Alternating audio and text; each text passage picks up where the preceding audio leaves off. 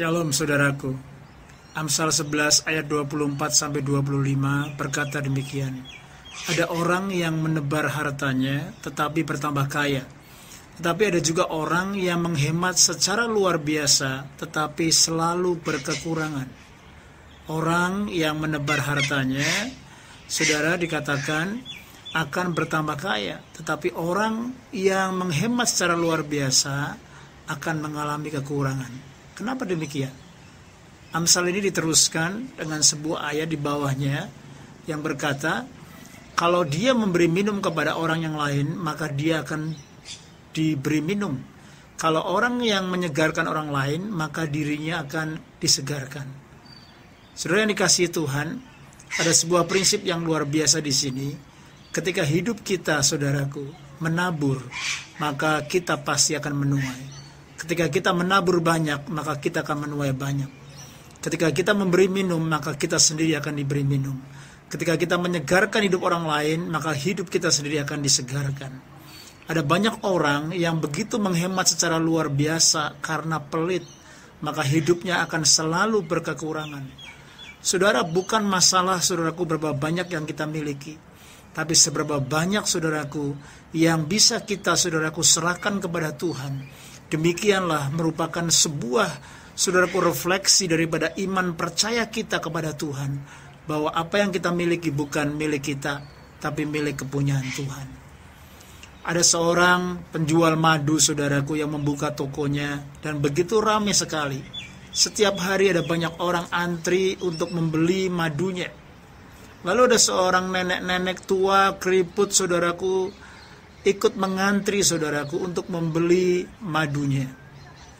Ketika saudaraku antrian sudah sampai di depan pemilik toko itu, maka sang nenek tua keriput ini, dia saudaraku membawa sebuah cangkir kosong dan saudaraku memberikannya kepada pemilik toko itu. Maka saudaraku, apa yang dilakukan oleh pemilik toko? Pemilik toko madu ini tersenyum menyapa nenek tua ini, lalu saudaraku menyuruh anak buahnya mengambil satu gentong madu untuk nenek tua keriput ini. Lalu saudaraku, pemilik toko ini menyuruh pembantunya untuk membawa gentong madu ini dan mengantar nenek yang tua ini pulang ke rumahnya tanpa perlu dibayar. Saudara, nenek tua ini begitu bersuka cita dan berterima kasih.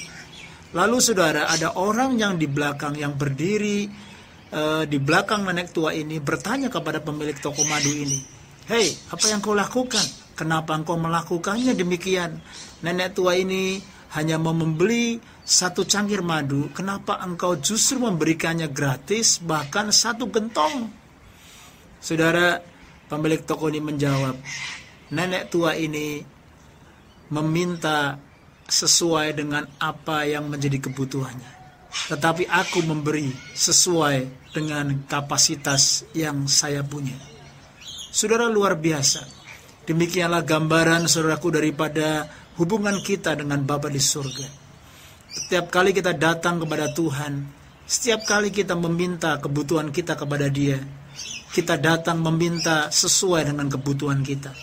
Tetapi Bapa di surga selalu memberi sesuai dengan kapasitas dan kemampuannya. Bapa di surga selalu memberi yang terbaik, bahkan berkelimpahan dalam hidup saya dan saudara. Artinya, apapun yang menjadi kebutuhan kita, tidak perlu kita takut dan khawatir, sebab Dia El Shaddai. Dia memberi dari apa yang kita, saudaraku, butuhkan. Dia memberi dari apa yang Dia punya. Dia memberi dari kelimpahannya. Itu sebabnya, saudaraku, jangan pernah takut untuk menabur. Jangan pernah takut untuk menolong orang lain. Jangan pernah takut, saudaraku, untuk menebar harta. Karena ketika kita menebar, ketika kita menabur, ketika kita melayani dan memberkati hidup banyak orang, maka saya percaya janji firman Tuhan akan menyertai kita. Dan Tuhan tidak pernah meninggalkan kita. Kita akan menuai pada waktunya ketika saya dan saudara tidak menjadi lelah. Itu sebabnya kuatkan, teguhkan hatimu. Jangan cinta uang, cintalah akan Tuhan. Cintalah akan pekerjaannya, cintalah akan rencananya dan kehendaknya, cintalah akan jiwa-jiwa, karena Tuhan juga begitu mengasihi jiwa-jiwa di luar sana. Dan Tuhan juga akan pasti memperhatikan dan mencukupi semua kebutuhan Anda dan saya. Tuhan Yesus memberkati. Stay strong, stay blessed.